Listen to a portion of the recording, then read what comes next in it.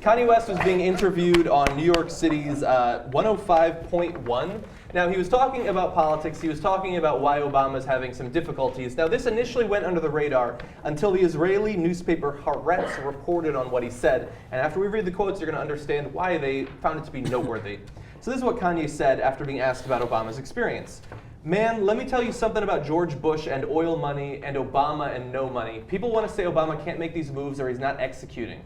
That's because he ain't got those connections. Black people don't have the same level of connections as Jewish people. Black people don't have the same connection as oil people. He goes on to say, you know, we don't nobody that got a nice house. You know that we don't nobody with paper like that we can go to when we down. You know they can just put us back or put us in a corporation. You know we ain't in situation. Can you guarantee that your daughter can get a job at this radio station? I love the rhymes. But if you own this radio station, you could guarantee that. That's what I'm talking about. And so he has been attacked based on those quotes as being anti-Semitic because he seems to be implying that Jews internationally, or at least in the United States, have undue influence when it comes to politics. Yeah.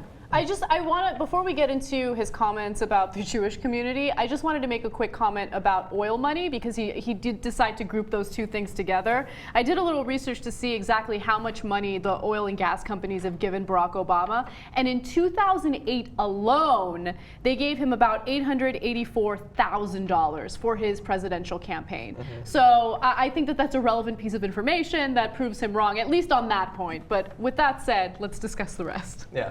So people are attacking him for seeming to be anti-Semitic. The problem I have with the quote is not that it's anti-Semitic, although I guess it could be. I think that he was being asked a question he wasn't prepared for, and sometimes you say things without really meaning it. So that's not why I think that he's wrong, but I do think it's wrong in that I don't see Obama's difficulties getting done what he wants to get done as being a result of not having connections. I think it's that he does have connections. Unfortunately, his connections are to people like Larry Summers, Geithner, and things like that. Well, I think the President of the United States has every connection in the world, literally, that he wants, or she wants one day. But I think that the idea that what's a shame is that Kanye West makes a great point, and that he threw Jewish in there. Yeah. Because he didn't need Jewish to be in there to make this point, because I don't think it was about Jews. I think it was about African Americans and the difficulty they have coming up in a community where they don't have that built-in network and those built-in connections, and it's historical. So it's not just Barack Obama. It's not just the Black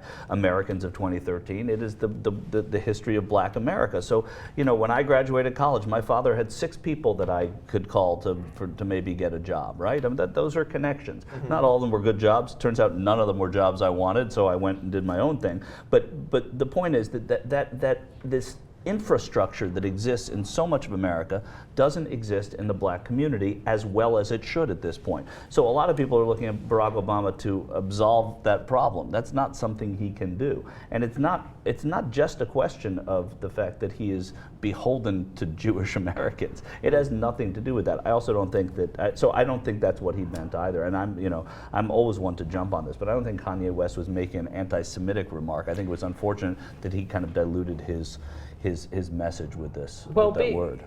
Being a super white guy, I think I can tell you what he meant. No, you know what? I actually, like you, Michael, I felt like, wow, that was kind of, educational. Like I never, it's another perspective, how you look at it. That's right. They don't have those connections. They don't have, because of the systemic racism that was in this country institutionally, at least until the 70s.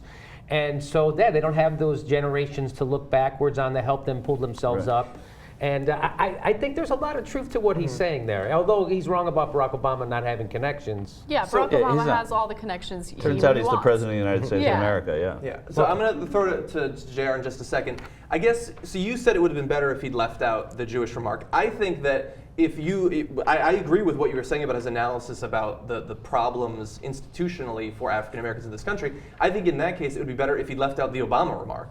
Right. If he just talked about the experience of people coming up, because nobody would be talking about it if he left out Jewish or Obama. So the fact that he included them makes it, it makes a compelling argument for why it's a good thing that he said it. Well, I mean, as of course, Michael took the essence of what I was saying earlier in the day. But what happens is once Obama got to the point where he is, Kanye West, I think, forgot that he is the president, and just because he's black doesn't mean that he's not getting these connections. So he's getting the connections, but the right point was the fact that the rest of society isn't getting the connection, or at least black segments of society, other minority sections of society aren't getting these connections that now he has. He's thinking the problems come because President Obama's a black president. No one's giving him any, but money speaks over anything. Once you get to that level, green is the only color anybody really cares about, as long as you have the high enough. They're like, I don't care if he's a black guy. He's going to answer to money, and he's answered to money, which the numbers that Anna gave illustrate that. And by the way, I mean, to Kanye's point, I mean, think about all the different obstacles that President Obama had to deal with or had to overcome that other presidents don't have to deal with. So the questioning of his citizenship, for instance. No other president had to deal with that. So there are certain obstacles that the first biracial president had to deal with that other white presidents haven't had to deal with. So you guys are right. I think that his commentary could have been put in a different way, but what he's saying, the underlying message there is true to some extent. Yeah. I don't know, maybe I'm focusing too much on the Obama angle, but I just think that while what you're saying about the community is true, I think that his analysis of Obama's problems is as wrong as it could possibly be. Like, Obama could have pursued certain policies, he chose not to.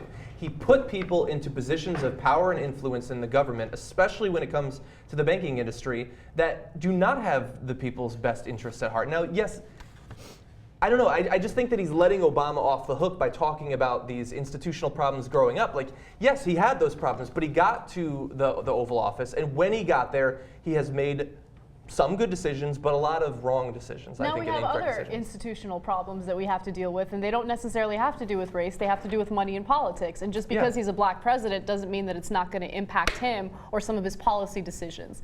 But by the way, look, anytime we do these stories about celebrities doing political commentary, we always forget they're celebrities doing political commentary. His job is to make good music, right? Some argue about whether or not it's good music, but whatever, that's what he does, that's his profession. He's not a political pundit. So anytime he comes on and people ask him political questions, expect him to get a thing or two wrong time to time, okay? That was a problem I had with Ronald Reagan. I always like Russell Brand's interviews, though. And Yeah. Matt Damon, too. He usually gets it right. Right.